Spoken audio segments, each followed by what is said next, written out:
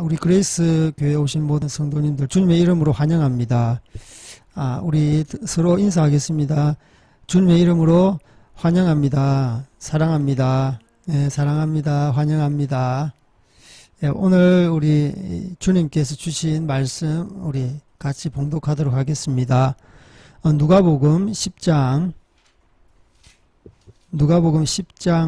17절에서 20절까지 누가복음 10장 17절부터 20절까지 다 찾았으면 같이 봉독하도록 하겠습니다. 시작. 70인이 기뻐하며 돌아와 이르되 주여 주여 이름이면 귀신들도 우리에게 항복하더이다. 예수께서 이르시되 사탄이 하늘로부터 번개까지 떨어지는 것을 내가 보았노라. 내가 너희에게 뱀과 전갈을 밟으며 원수의 모든 능력을 제어할 권능을 주었으니 너희를 해칠 자가 결코 없으리라. 그러나 귀신들이 너희에게 항복하는 것으로 기뻐하지 말고 너희 이름이 하늘에 기록된 것으로 기뻐하라 하시니라. 아멘. 우리 그레이스 교회 잠깐 광고 말씀드리겠습니다. 저희들 7월 중에 가정에서 예배 드리다가 그 교회 처소가 성전이 생겼습니다. 그래서 7월 중에 성전으로 건물로 그러니까 이동합니다. 그래서 지금 현재 인테리어 공사 중입니다. 그렇게 하시고 이렇게 인테리어가 잘 될 수 있도록 또 잘 이전해서 그곳 가운데 또 하나님의 귀한 사명을 감당할 수 있도록 기도해 주셨으면 감사하고, 그 주소는 그 수원시 장안구 송정로 45-2번지 지하 1층입니다. 그래서 일단 기도해 주시고, 시작은 미약하지만 하나님께서 또 창대하게 주님께서 세우실 줄 믿습니다. 아멘.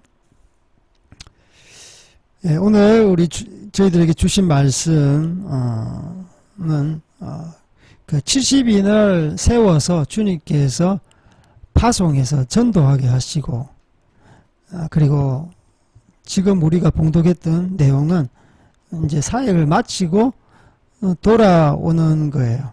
돌아와서 주님께 보고하는 장면입니다. 그래서 주님의 이름이면 귀신들도 우리에게 항복합니다. 이런 고백을 합니다.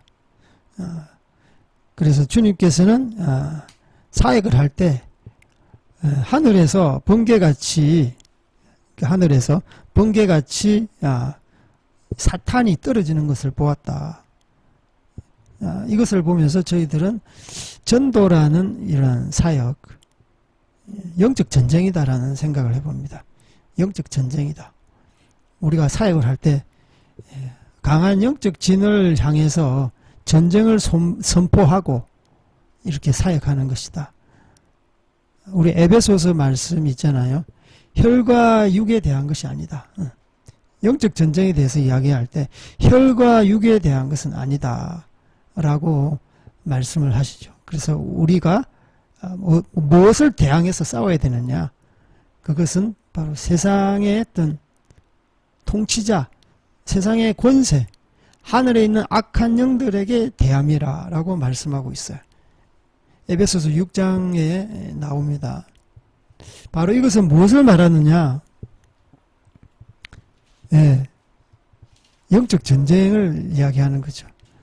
우리가 이 몸을 갖고 육체를 갖고 있는데, 우리가 세상 사람들처럼 막 정치를 하거나 사람을 부리거나 어떤 조직을 세우거나 어떤 그 인간적인 어떤 노력을 하는 것이 아니라, 이 영혼을 구하고 어떤 지역을 하나님 나라로 통치하는 어떤 나라, 통치하는 지역, 통치하는 민족을 만들려고 하면 결국은 영적인 전쟁이라는 것입니다.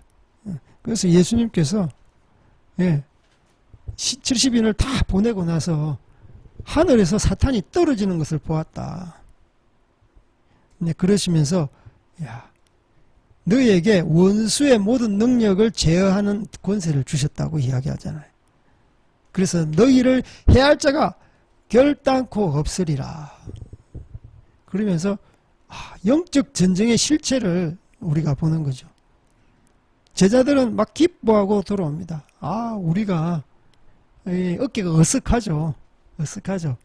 우리가 전도하니까 영혼들이 죽게 돌아오더이다. 귀신들이 항복하더이다. 예. 병든 자가 병에서 자유케 됩니다. 내적으로 힘들어하는 사람이 내적 치유가 됩니다. 예. 마음에 슬퍼하는 자가 복음을 전했더니 그들이 주님을 찬양하고 기뻐하더이다. 이런 전도를 하고 나서 이런 보고들이 많잖아요. 저희들도 선교지에서 이렇게 선교팀들이 많이 옵니다. 그래서 2명씩, 3명씩, 4명씩 한 조를 만들어서 한 번도 복음을 전해지지 않은 예수님 예자도 모르는 티베트 지역에 파송을 합니다. 그래서 2박 3일, 3박 4일 동안 진짜 어둠이 자욱한 세상 이래로 한 번도 복음이 전해지지 않은 그런 마을로 가는 거예요. 그래서 저희들은요 항상 시켜요. 전도는 영적 전쟁이다. 그래서 예배해라. 일단 한 마을에 들어갔을 때는, 진입했을 때는 그 지역을 바라보이는 가장 높은 산이라든지 언덕이라든지 어쨌든 이 마을이 한눈에 들어오는 지역에서 이 땅 가운데 영적 전쟁을 선포하면서 하나님의 통치를 선포하면서 예배해라. 그렇게 저희들은 항상 이야기합니다. 사람들이 티베트 지역이 고산이다 보니까 까맣게 잊어버려요. 가자마자 버스에 내리자마자 어떤 그 오토바이를 타고 가는 우리 단기팀 너무 지치니까 맨파우처라고 우리나라 다마스 같은 그런 차에 이렇게 타다 가니까 몸이 시달리잖아요. 또 고산이라는 또 고산 증세도 있어요. 그래서 예배를 까먹고 그냥 육체가 힘드니까, 몸이 힘드니까 그냥 야 좀 쉬자 그러면서 까먹는 거예요. 까먹어. 처음에는 예배 드려야지. 선교사님이 꼭 예배 드려야고 하더라. 그런데 너무 지치니까 길게는 하루가 걸립니다. 길게는 뭐 열 몇 시간 걸리죠. 티베트 지역이 우리나라처럼 몇 시간 안에, 한두 시간 안에 도달하는 곳이 아니거든요. 그래서 예배를 까먹으면, 사역 보고를 받으면 진짜 사역 제대로 못하고 그냥 사단에 그냥 놀림만 당하다가, 사탄의 시달림만 당하다가 그냥 내부 분열, 전도를 해도 전도도 안 되고, 가정에 들어가서 이렇게 전도를 해야 되는데 가정조차도 들어가지 못하고, 그래서 아프고 그 팀 가운데 내적인 분열도 일어나고, 그래서 결국은 폐잔병처럼 들어와서 보고할 때는 참 암울한 그런 전도팀을 보게 됩니다. 그런데 다른 또 전도팀은요, 그 몸이 힘들지라도 거기에 굴하지 않고 하나님께 우리 먼저 예배드리자. 가장 높은 곳이 이 땅을 다 이렇게 굽어볼 수 있는 높은 곳에 가서 손을 들고 예배하고, 때로는 선포하고, 때로는 어둠의 영들에 대해서 대적하면서 기도하고, 하나님께서 순적히 주님께서 인도해 주십시오. 저희들에게 붙여주신 영혼이 있지 않겠습니까? 저희들에게 붙여주신 가정이 있지 않습니까? 주님께서 순적하게 인도해 주십시오.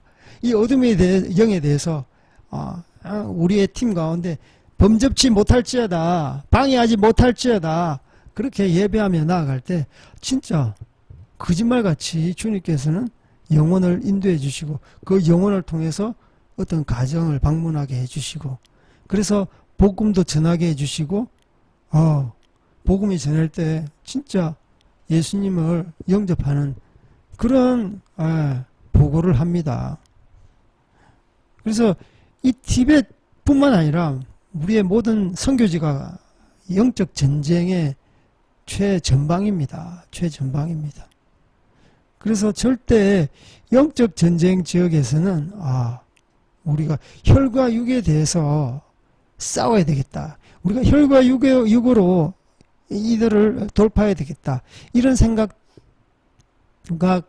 생각이 오히려 우리의 사역을 방해하고 오히려 우리를 실망하게 하고 역시 전도는 힘들구나. 선교는 힘들구나. 그래서 주눅들게 만들고 더 이상 앞으로 못 나가게 만드는 이제 그런 것이죠. 그래서 이 70 이내에 보고하고 돌아왔을 때 주님께서는 분명히 이야기합니다. 예. 너희들의 어떤 권능, 사역은 권능의 사역이고 모든 원수를 제어하는 그 권능을 주셨는데 너희에게 절대 해칠 자가 없다. 권능 사역하면 주님께서 보호하신다.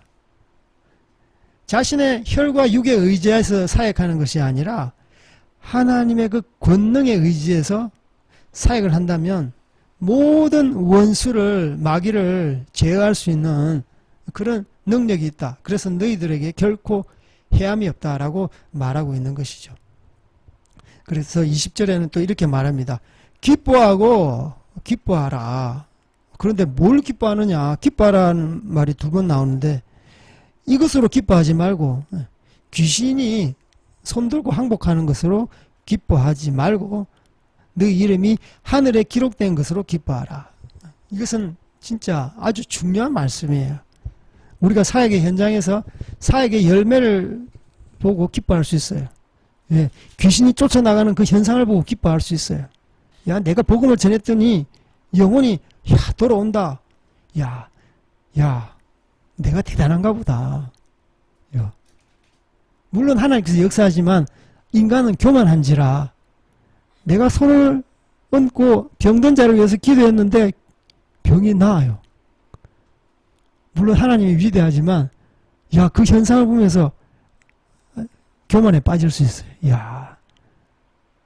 내가 잘났기 때문에 하나님께서 나를 나와 함께 하시는구나. 예. 그래서 교인의 숫자를 보면서 자기의 어떤 능력을 막 속으로 입으로는 막 말하지 않지만 속으로 역시 나와 함께 하시는 주님.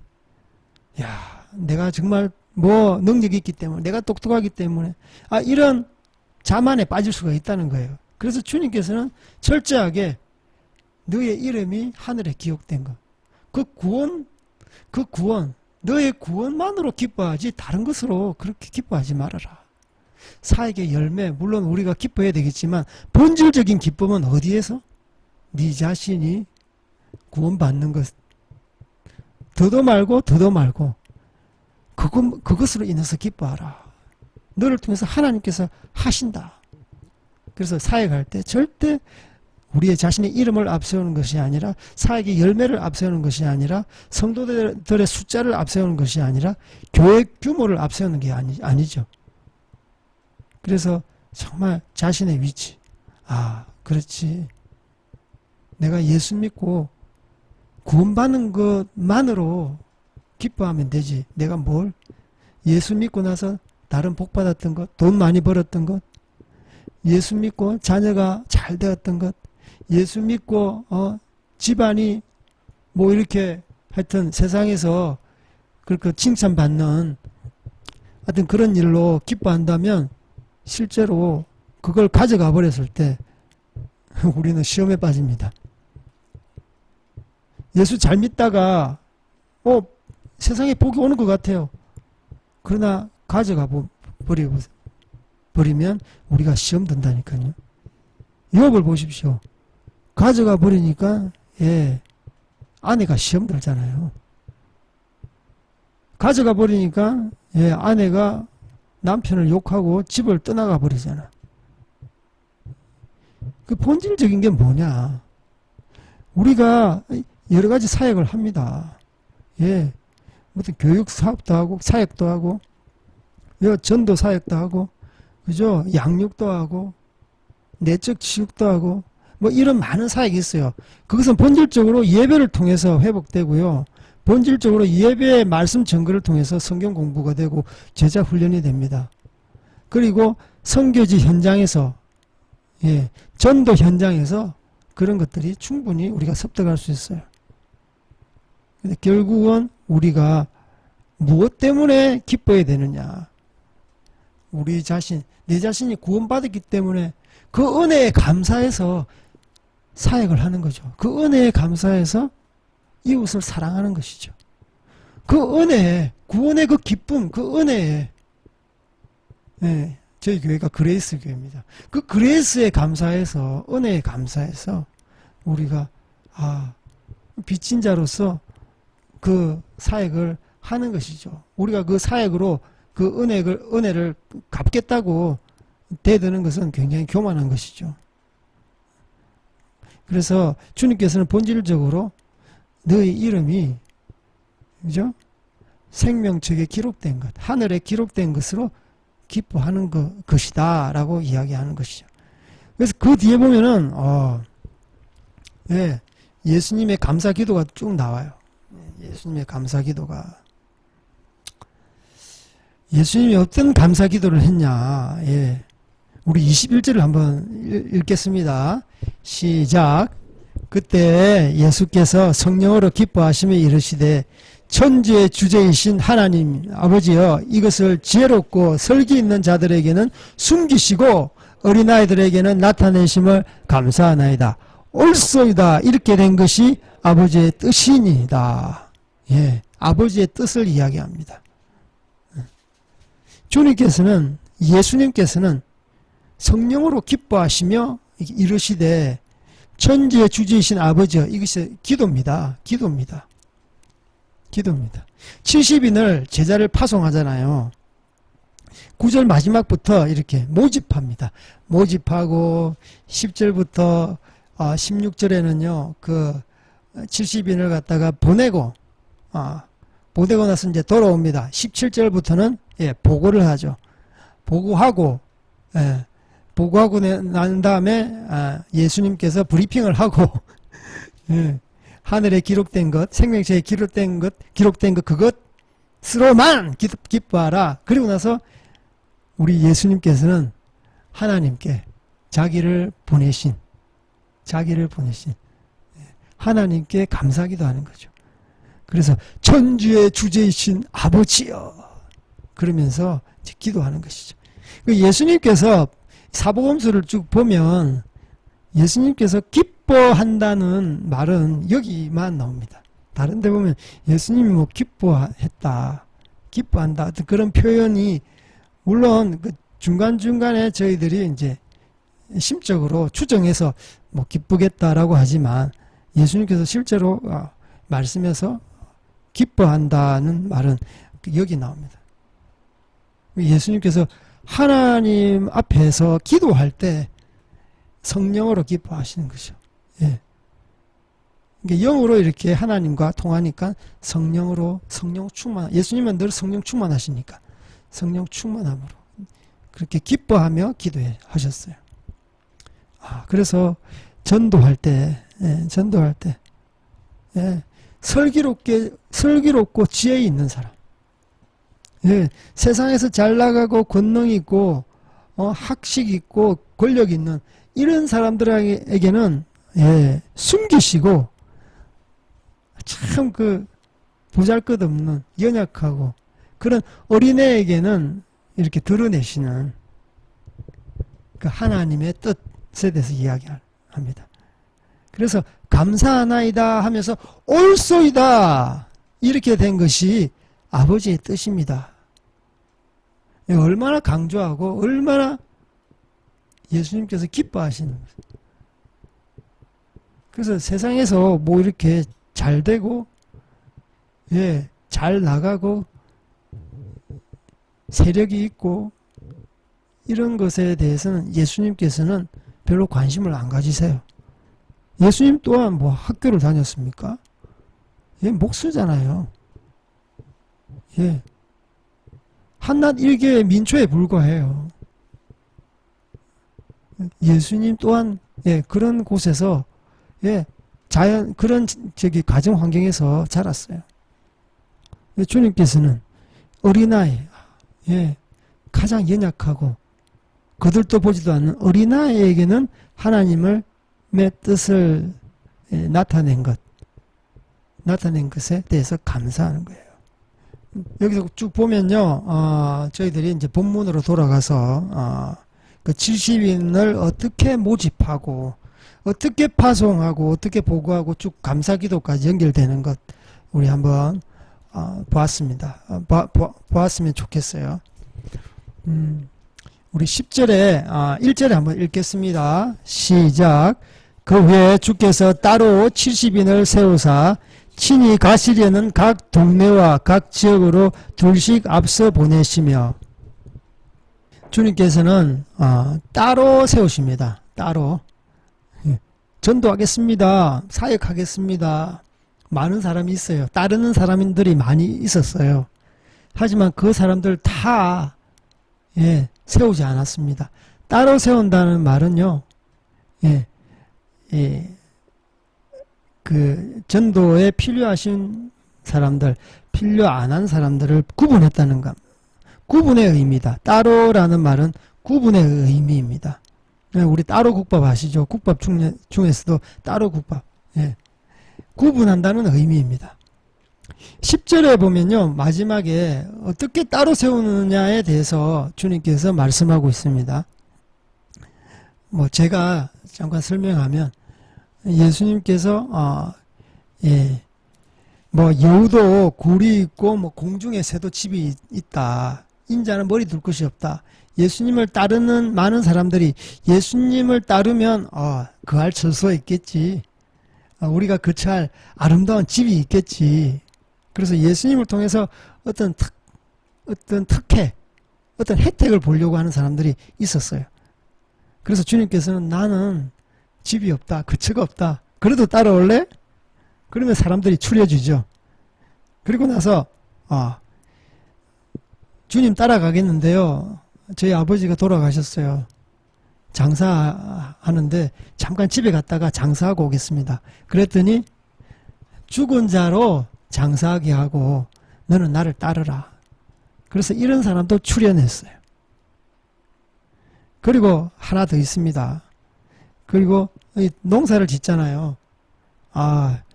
농사 좀 지어야 되는데 쟁기를 놔두질 않는 거예요. 농기구를 손에 쥐고 있는 거예요. 그래서 농기구 손에 쟁기 쥔 거 다 놔라. 쟁기를 쥐고 뒤를 돌아보면 나에게 합당하지 않다.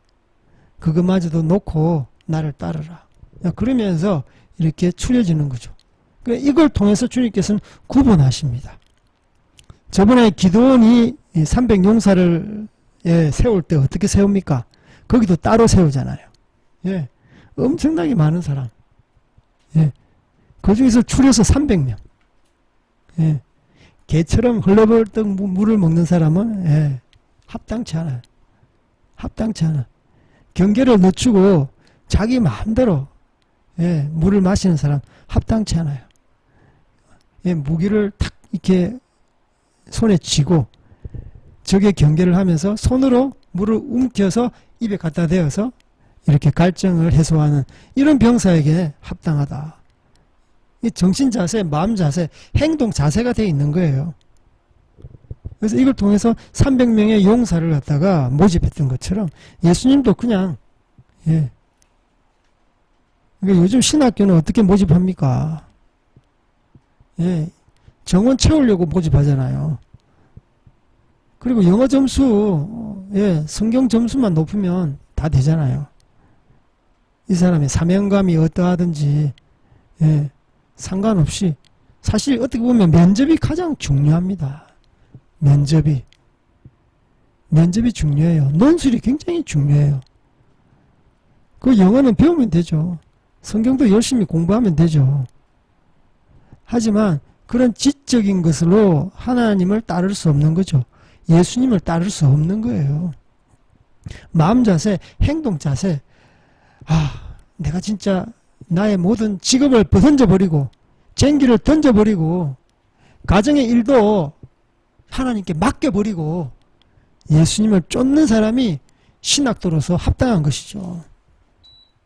그죠? 그러니까 졸업을 해도 그죠? 택시 운전하는 사람 많아요. 세상 일로 이렇게 먹고 사는 게 급급해서 세상으로 이렇게 다시 나아가는 사람들이 많다니까요. 왜 많은 목회자가, 많은 전도사가 있는데 한국 교회는 왜 마이너스 성장을 합니까? 이게 아이러니입니다. 가장 부흥했던 1980년도, 60년대부터 80년도까지 그때 사역자, 지금의 사역자 비교했을 때 몇 배 될걸요? 근데 한국의 교세는요, 1990년대 초부터 내리막길입니다. 내리막길이에요. 예. 그래서 주님께서 모집해서 따로 세우는 사람은요, 예. 자기 먹거리, 기술, 그것 또한 주님 앞에서 내려놓아야 되는 것이죠. 예. 가정 일에 또 발목 잡히면 안 돼요. 그것 또한 주님 앞에. 예. 아예 애초에 그러면 가정에서 일을 처리하든지 주님을 따르겠다고 했을 때는 그것까지 주님 앞에 맡겨야 되는 것이죠. 그리고 내가 잠자는 것. 예. 생활에 매이면 안 된다는 거예요. 여우도 굴이 있고 새도 둥지가 있는데 나는 거처할 곳이 없다. 그래도 나를 따르겠느냐? 예. 왜? 생존권 보장 못한다 이거예요. 그럼에도 너는 나를 따르겠느냐? 그래서 그런 사람들, 그럼에도 따르겠다고 하는 사람들을 70인을 따로 세운 거예요. 야, 이 70인을 통해서 주님께서는 복음화 전략을 세우는 것이죠. 12제자를 통해서 복음화 전략, 세계 선교 복음화 전략을 주님께서 세웠듯이 주님께서는 이렇게 70명을 통해서 똑같이 따로 세울 때 이런 마인드를 가지고 전략을 세우는 것입니다. 그래서 이런 세속의 그런 일에 놓지 못하는 사람은 나에게 합당하지 않다. 하나님 나라에 일하기 위한 사역자로서 합당하지 않다라고 말씀하고 있습니다. 그러면서 이제 모집해서 따로 세우는 것이죠. 예. 그래서 2절부터 이제 우리 어떻게 그 전도자들이 준비를 해야 되느냐, 그 일꾼들이 무엇을 준비해야 되느냐, 구비해야 되느냐, 그것에 대해서 말씀하고 있습니다. 우리 이것 2절부터 9절까지 우리 큰 소리로 읽겠습니다. 시작. 이르시되 추수할 것은 많되 일꾼이 적으니 그러므로 추수하는 주인에게 청하여 추수할 일꾼들을 보내주소서 하라. 갈지어다 내가 너희를 보냄이 어린 양을 이리 가운데로 보냄과 같도다. 전대나 배낭이나 신발을 가지지 말며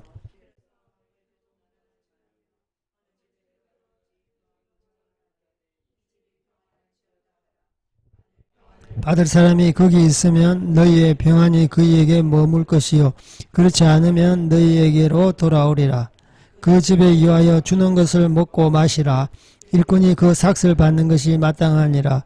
이 집에서 저 집으로 옮기지 말라. 어느 동네에 들어가든지 너희를 영접하거든 너희 앞에 차려놓은 것을 먹고 거기 있는 병자들을 고치고 또 말하기를 하나님의 나라가 너희에게 가까이 왔다 하라.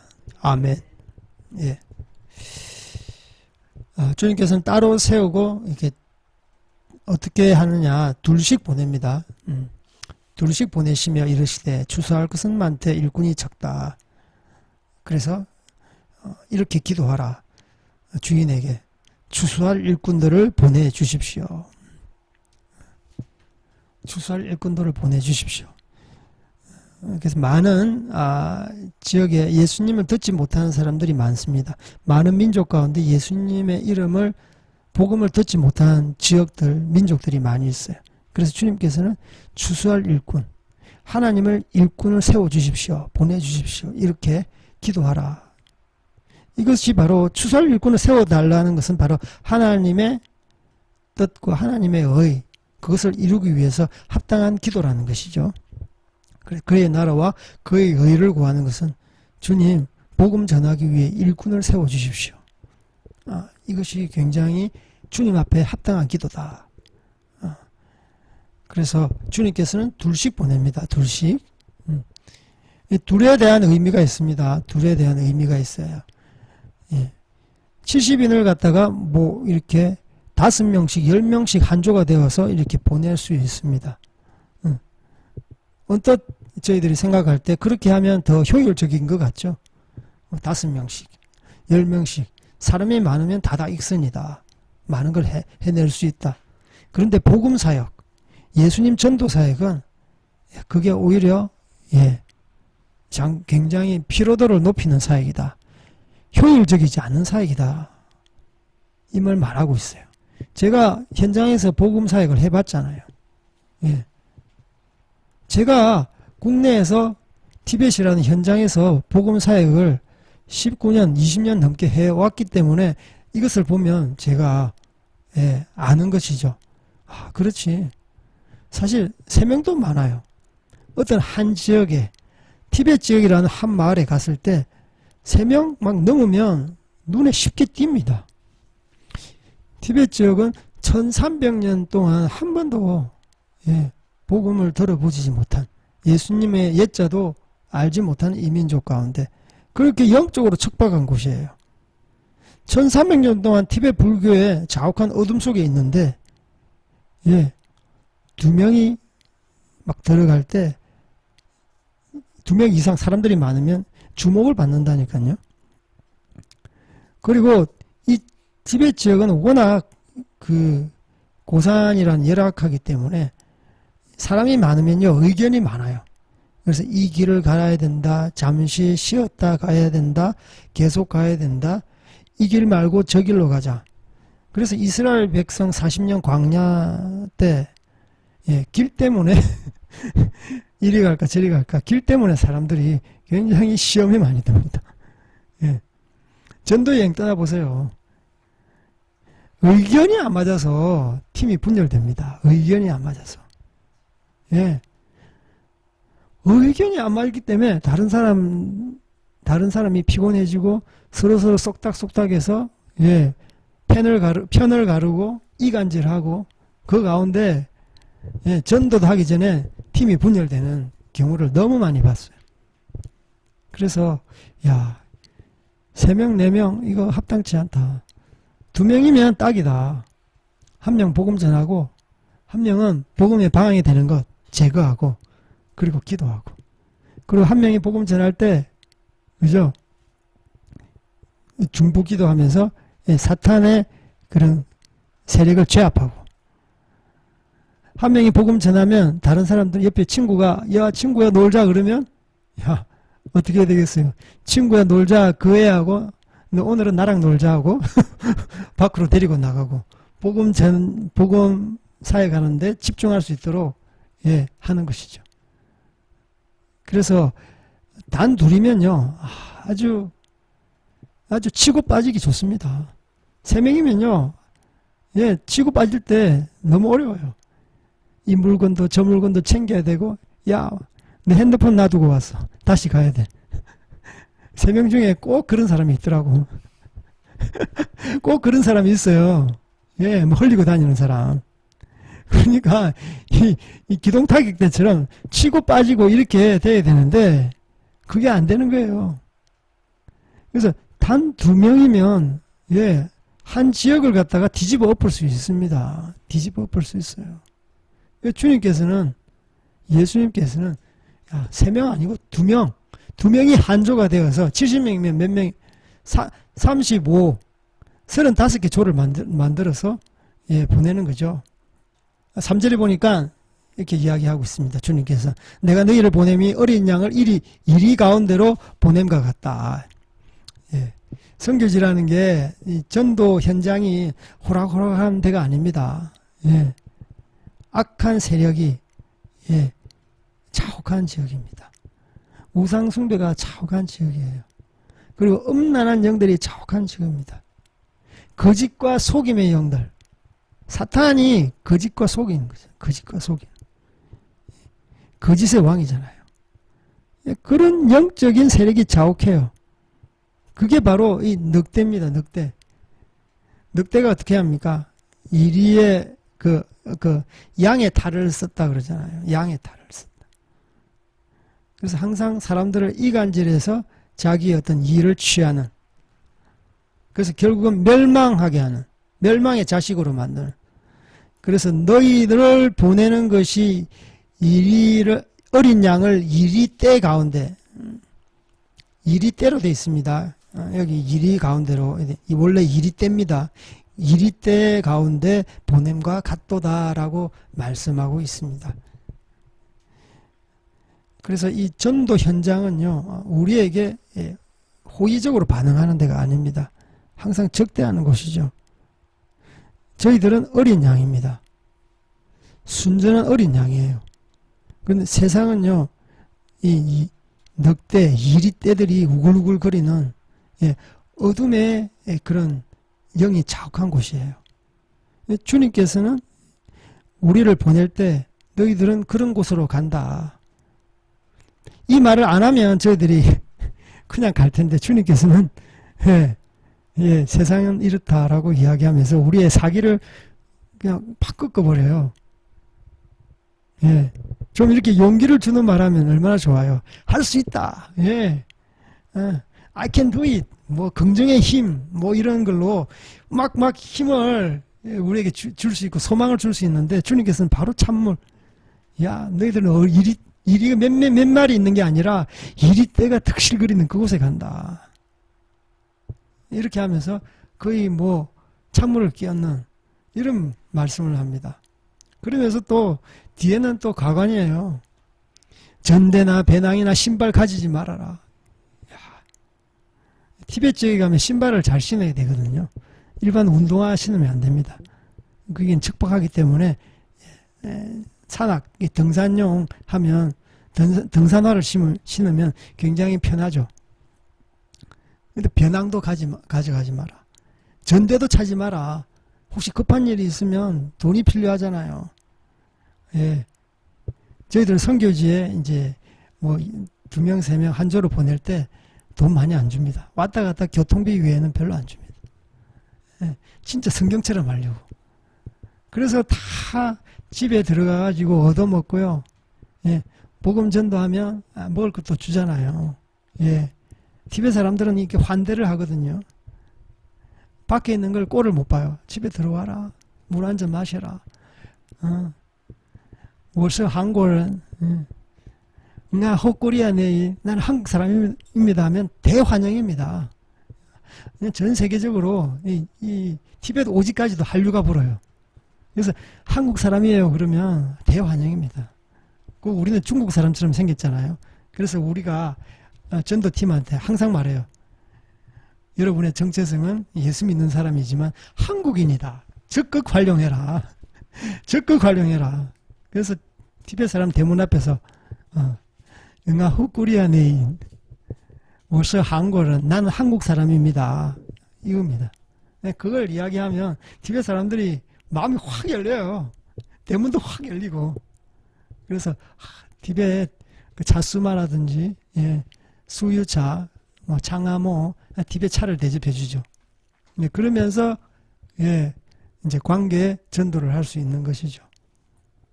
그래서 저희들은 성경과 똑같이 배낭을 갖고 왔으니까 배낭은 하지만 돈은 절대 많이 안 줍니다. 왔다 갔다 교통비 외에는. 신발을 가지지 말며 티베트 지역은 신발이 꼭 신어야 되니까 발병 나니까 이건 안 되고. 그래서 저희들은 이제 그렇게 어떻게 하면 성경대로 예전에 거짓 순례 있잖아요. 돈으로 전도하지 마라. 이 지금 물질 문명, 황금 만능주의. 베드로가 저기 성전 미문에 있는 안전병에게 어떻게 합니까? 은과 금은 내게 없거니와 예수 그리스도 이름으로 명하느니 일어나 걸으라 그러잖아요. 근데 은과 금은 내게 없거니와 했는데 주머니에 은과 금이 많아. 그러면 권능의 사역이 안 나가는 거예요. 은과 금은 내게 없거니와 그 말을 하려면 예, 은과 금이 없거나 완전히 은과 금이 있어도 초연하거나 예, 예수님께서 이 전도 사역할 때 너희들이 권능의 사역을 원하느냐? 그러면 전대차지 말아라. 전대차지 말아라. 그래서 예수님의 사역은 예, 그리고 베드로와 사도 바울의 사역은 절대 물질 선교하지 않았습니다. 그래서 한국 교회에서 물질을 많이 주면 예, 사역을 잘할 것 같죠.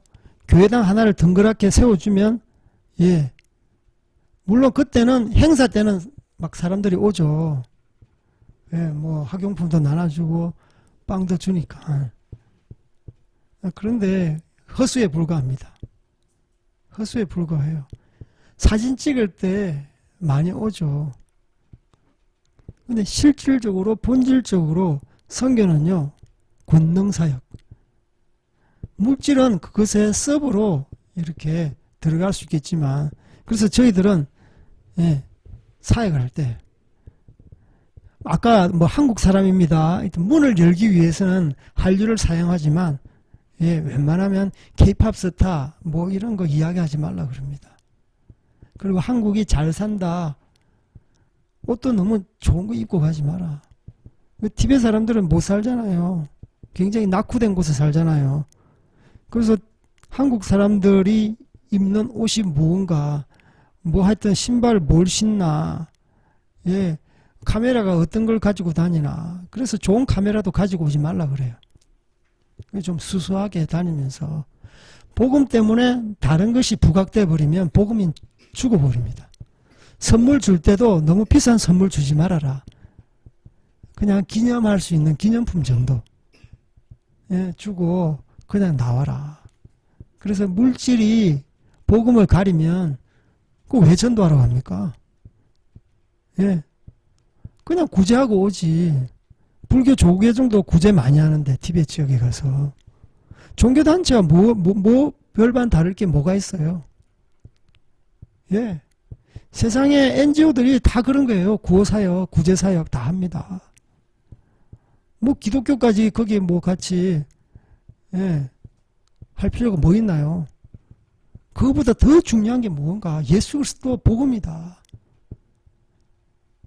아멘? 할렐루야. 복음 외에는 예, 그 사람들에게 생명을 줄 수 없어요. 복음 외에는 그들에게 삶의 윤택을 줄 수 없는 거예요. 그래서 저희들은 절대 복음 외에 부각되는 거 다 죽여라. 오히려 카메라 뭐 허름한 거 가지고 가든지 오히려 안 가지고 가는 게 낫다. 선물은 그냥 기념품을 주든지 아니면 기념품 아예 안 주는 것이 오히려 나을 수도 있다라고 이야기를 해요. 그래서 한국 사람 오면은 뭔가 바라잖아요. 뭔가 혜택을 바라잖아요. 뭔가 좋은 물건을 바라잖아요. 어떤 사람은 집에 하룻밤 잤다고 꼭 여관인 양, 호텔인 양 숙박비를 지불하는데 그것도 지불하지 말라. 원래 친구는 예, 숙박비를 받습니까, 여러분? 집에 뭐 귀한 손님 와서 자고 가면 예, 숙박비 주세요 그렇게 합니까? 안 하잖아요.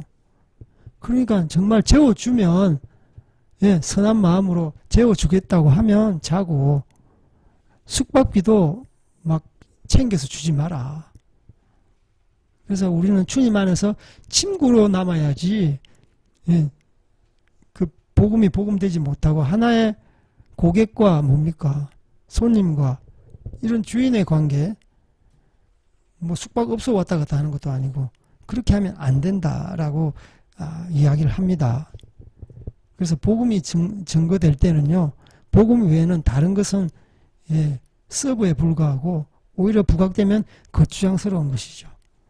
주님께서는 그걸 아시고 다 조건을 이렇게 이야기했잖아요. 전대, 배낭, 신발 그리고 뭐 길에서 아무에게도 무난하지 말아라. 사역자는 집중합니다. 사역자는 집중해요. 사역자가 아니는 사람은 사역하러 간다는 말은 핑계는 되지만 중간에 이 사람 저 사람 만나면서 차 한잔 하자. 예, 찻집에 들어가서 시간 다 보내버려. 예, 그 중요한 시간 다 보내버려.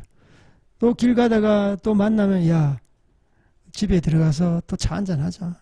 티베트 사람들이 좀 그렇게 합니다. 시간관념이 없어요. 예, 1시간 후에 만나자 하면 뭐 3시간, 4시간. 다 이유는 있어요. 대부분 중간에 길 가다가 친구 만나는 거. 예. 그래서 저희들은 뭐, 예, 한국에는 예전에 코리안 타임이 있지만, 티벳은 티베탄 타임이 있습니다. 그래서 한 3, 4시간 접고 일단 약속 시간을 잡는 거죠. 어쨌든 사역자는 집중해야 된다. 물론 문안 인사를 하지만 이 말은 그것 때문에 시간 허비하지 말라는 겁니다. 그냥 목례하고 그냥 지나가면 되는 건데 그걸 가지고 막 안부를 묻고 뭐 이야기를 하고 이렇게 하면 시간이 또 이렇게 우리의 마음도 분산돼 버리는 거죠. 그래서 이것을 이야기하는 것입니다. 그래서 또 집에 들어갈 때는 평안을 구하라. 평안. 그러니까 예수님께서 부활하시고 나서 평안을 말씀하고 있잖아요. 너에게 평안이 있을지어다. 평안이 있을지어다. 세상에 주는 평안은 내가 주는 평안과 같지 않다. 이제 그 평안을 이제 선포하라. 라고 말씀하고 있는 것이죠. 어떻게 또 사역을 하느냐.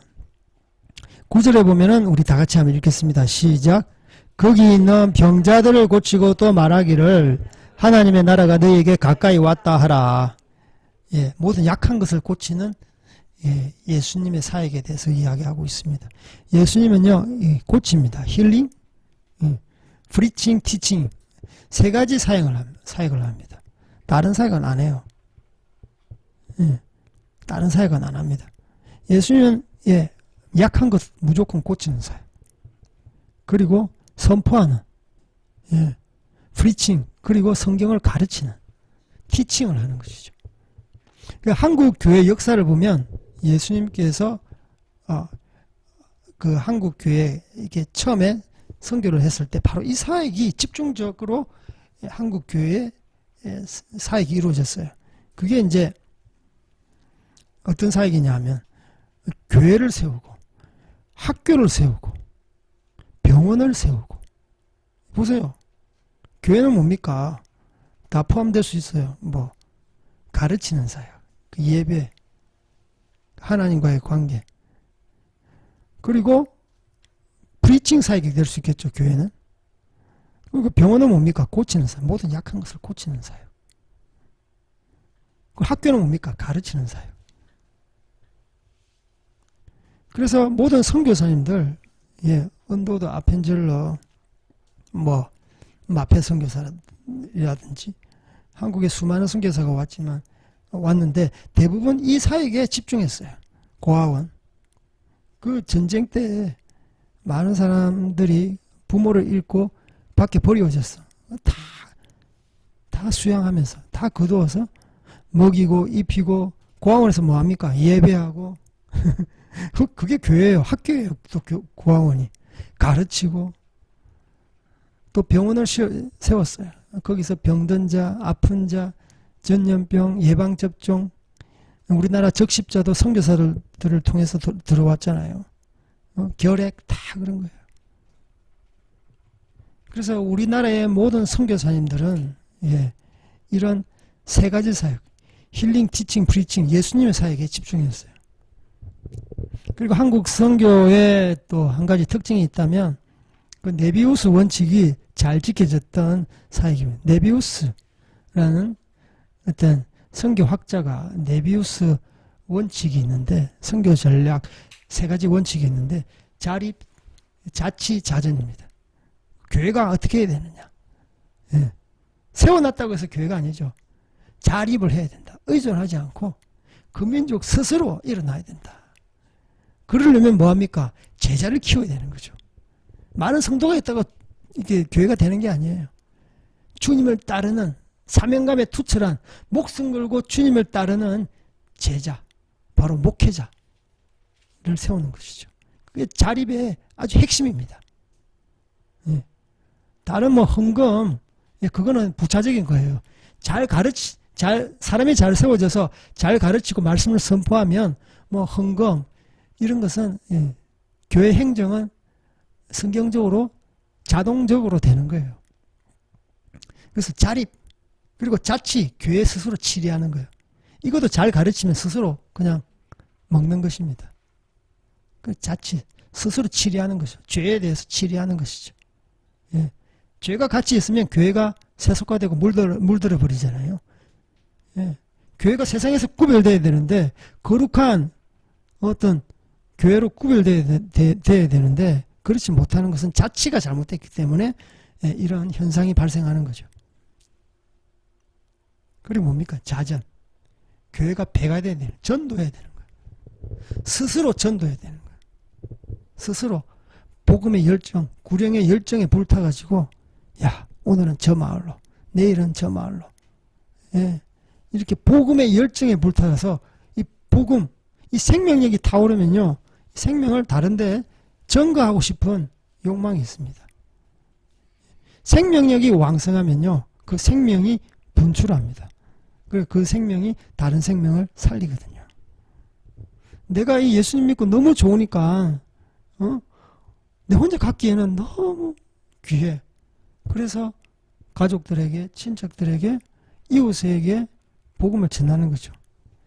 그래서 네비우스 3원칙이 아주 너무 잘 지켜져서 우리나라 교회가 순식간에 교회가 확장되고 세워졌다는 것이죠. 그래서 자립, 자치, 자전. 그리고 예수님의 그런 세 가지 원칙 사역. 힐링하고, 프리칭하고, 티칭하는. 그래서 우리가 사역할 때 이 생각만 딱 제대로 하면 본질에 입각한 그런 사역을 할 수 있습니다. 할렐루야! 예. 그래서 또 말하기를 병자들을 고치고 또 말하기를 하나님 나라가 너희에게 가까이 왔다. 하나님 나라가 가까이 왔다. 하나님 나라가 가까이 왔다. 이것은 어떤 그 회개하라는 그 말입니다. 하나님 나라 이러면 그 세상에는 또 나라가 많잖아요. 그 나라 하면 어떤 나라의 개념으로 봤을 때 국민이 있어야 되고요. 영토가 있어야 됩니다. 예. 그리고 어떤 그 나라의 법이 있어야 되는 거죠. 법이 없으면 막 어떻게 됩니까? 예. 문란해지고요. 규칙도 없으니까 예, 엄청난 사건 사고가 네가 옳다 내가 옳다 질서가 없는 것이죠. 중국어로 란치 빠져 다乱해집니다. 난잡해진다고요. 그래서 국가라고 하면 법이 있어야 되고 국민이 있어야 되고 예, 발을 딛고 예, 똥을 누고 살아야 되는 땅이 있어야 되는 것이. 근데 하나님의 나라의 개념은요. 예. 세상의 어떤 그런 나라와 비슷한 점은 있지만 다른 점이 있습니다. 우리가 세상의 나라는 취해야 되지 않아요. 정복해야 되잖아요. 예. 근데 정복할 필요는 없어요. 세상의 나라는 어떤 지역을 점령해야만이 국민이 살 수가 있잖아요. 예. 한국이란 민족이 살 수가 있잖아요. 근데 하나님의 나라는 그렇지 않아요. 예수님을 믿고 예수님의 말씀대로 살고 하나님의 법의 지배를 받으면 바로 그곳이 하나님의 나라가 되는 것입니다. 하나님의 통치가 되는 곳에는 하나님의 법이 지배가 되는 것이죠. 예. 한국이란 나라는 한국의 법의 지배가 되잖아요. 그래서 티벳 지역에 복음화 돼가지고 어떤 뚫룽이라는 지역이 있어요. 그 지역에 예, 한 가정이 예수님을 믿고 은혜를 받아서 두 가정, 세 가정, 예, 거기 있는 100가정이 다 예수님을 믿었다고 일단 생각해 봅시다. 그러면 예전에는 뚫룽은 예, 티벳이라는 티벳 불교의 지배를 받고 그들의 법, 그들의 풍습, 그들의 관습, 그들의 법에 지배를 받고 그들의 종교 예식에 따라서 뭐 목탁을 두들거나 뭐 연부를 외우거나 오체 투지를 하거나 마니테를 돌리거나 예, 수행을 하거나 그렇게 해서 불교적인 관습과 법에 예, 통치를 받는다면 그 백가정이 예수님을 믿었어. 주일마다 예배를 드리고 성경 공부를 하고 이웃을 내 몸같이 사랑하고 하나님의 법에 그들이 통치를 받는다면 뚫릉이란 마을이 하나님 나라가 도래한 것이죠. 바로 하나님 나라의 정복 방법은 이렇습니다. 네, 내가 하나님 나라가 된다면, 우리 가정이 하나님의 나라가 된다면 하나님의 말씀, 하나님의 법이 통치되고 있느냐, 예, 하나님 말씀이 통치되고 있느냐, 예, 내 법이 통치가 되면 하나님 나라가 아닙니다. 그래서 이거는 전 영역에 이르는 하나님 나라가 임한다는 것은 사실 복음입니다. 그냥 오직 그냥 예수님 믿으면 되지. 오직 예수.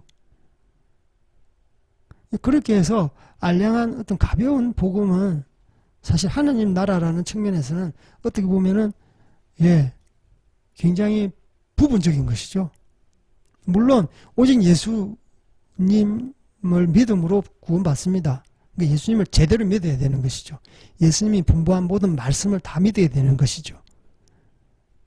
하나님 나라도 포함, 하나님의 나의 생활, 우리 가정의 모든 영역에 있어서 다 하나님의 어떤 말씀, 하나님의 법의 지배를 받을 때 비로소 하나님의 나라가 도래하는 것이죠. 그래서 하나님 나라가 너에게 가까이 왔다. 너희들은 회개하라, 회개하라. 이전에 우상 숭배했던 거, 이전에 자기 주먹만 믿었던 거, 조폭들은 자기 주먹 믿잖아요. 나는 이것밖에 안 믿어. 이것까지 회개하라. 예전에 돈 많은 사람들은 은행 잔고만 믿어. 나는 은행 잔고. 회개하라 이겁니다. 그래서 하나님의 나라가 가까이 왔다. 이것은 회개하라. 그게 이제 13절에 나오잖아요. 마지막 절에 회개하였으리라. 회개하였으리라. 결국은 하나님의 나라가 선포되면 회개가 동반되어야 됩니다. 동반되어야 됩니다. 복음만 믿고 자기 생활과 자기 이전의 사고와 세계관은 그대로 남겨두고 그냥 구원받는 게 아닙니다. 복음을 믿으면 그죠? 통회하고 자복하는 심령으로 인해서 자기가 완전히 뒤집어지는, 내가 죄인입니다, 주님. 이렇게 살아서는 안 되겠군요. 그렇게 하면서 하나님의 나라 가운데 들어오는 것입니다. 할렐루야. 그래서 여기 보면 12절에 보면 그날에 소돔이 그 동네보다 견디기 쉬우리라. 13절 우리가 다 같이 시작. 화 있을진저 고라시나 화 있을진저 벳세다야 너희에게 행한 모든 권능을 두로와 시돈에서 행하였더라면 그들이 벼옷을 입고 제에 앉아 회개하였으리라. 14. 심판때에 두로와 시온이 너희보다 견디기 쉬우리라. 또 15절 가버나움아 내가 하늘에까지 높아지겠느냐 음부에까지 낮아지리라. 그 예수님께서 갈릴리 주변에 많이 사역했어요. 그 고라신이라는 지역이 있고 벳세다라는 지역이 있습니다. 벳세다에 많은 제자를 또 부르셨죠. 그리고 가버나움 같은 경우에는 예수님이 말씀하실 때 자기 자신의 어떤 고향이라 그래요. 자기 자신의 마을이라 그래요. 본 동네라는 그런 마태복음 9장 1절에 있는데, 그러니까 자기 그 활동 무대, 예수님 자신의 활동 무대는 대부분 엄청난 이적과 기사를, 권능의 사역을 많이 했는데 돌아오지가 않는 거예요. 그것을 소돔과 고모라 같은 거기에 이런 권능 사역을 했더라면 많이 회개하고 돌아올 것이다. 그 두론과 시돈에서 행하였더라면 그들이 회개하였으리라. 이렇게 하면서 얼마나 그 패역한 마음을 갖고 있는지, 얼마나 강팍한 마음을 갖고 있는지 주변에 있는 자기 원래 본 동네 사람들에 대해서 회개할 것에 대해서 이야기하는 거죠. 그래서 이것을 보면서 우리가 많은 기적과 어떤 눈에 보이는 현상만으로, 놀라운 것만으로 야, 내가 이런 체험을 했어. 물론 이런 체험을 내가 비하하는 게 아닙니다. 하지만 우리가 예수님을 믿는 것을 이것만이 아니라는 것이죠. 더 중요한 것은, 이것은 입문하는 관문입니다. 내가 어떤 체험을 통해서 예수님을 만났다. 그걸 통해서 예수님을 더 깊이 알아야 되겠죠. 근데 고향 땅의 사람들은 막 이렇게 엄청난 기적을 일으키잖아요. 뭐 병든 자 일어나고, 안전병이 일어나고, 눈먼 자 보게 되고, 일상화된, 감각이 없는 거예요. 감각이 없는 겁니다. 경각심을 못 느끼는 거예요. 정말 예수님이 메시아라는 것을 모르는 겁니다. 어릴 때부터 내하고 같이 살았는데, 어릴 때부터 같이 딱지 따먹기 하면서 놀았는데, 고향 땅에서 예수님이 환영을 받지 못했어요. 그러니까 저 두로와 시돈, 소돔과 고모라 같이 그런 악한 동네도 내가 이렇게 권능의 사역했더라면 많은 자들이 회개하며 돌아왔을 것이다. 너희들은 거기보다 더 악하다. 거기보다 더 악하다라고 예수님께서는 질책합니다. 그러면서 주님께서 아까도 말씀했던 것처럼 권세 있는 자는 숨기고, 그죠? 유력한 자에는 숨기고, 설기 있는 자에게는 숨기고, 어린아이에게는 주님께서 그 비밀을 알게 해주셨다. 얼마나 감사합니까? 하나님, 내가 그것 때문에 감사합니다.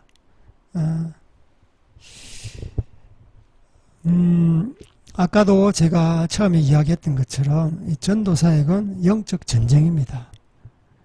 예. 우리의 힘으로 할 수 없어요. 우리의 손으로 병든 자를 낫게 하면 얼마나 좋겠습니까? 우리의 손으로 이렇게 안전병이를 일으키면 얼마나 좋겠습니까? 하지만 그게 전부가 아니죠. 하지만 우리가 사역을 할 때 그런 것이 일어나서 주님께로 들어올 수 있는 관문이 되면 좋겠죠. 입문할 수 있는 문이 되면 좋겠죠.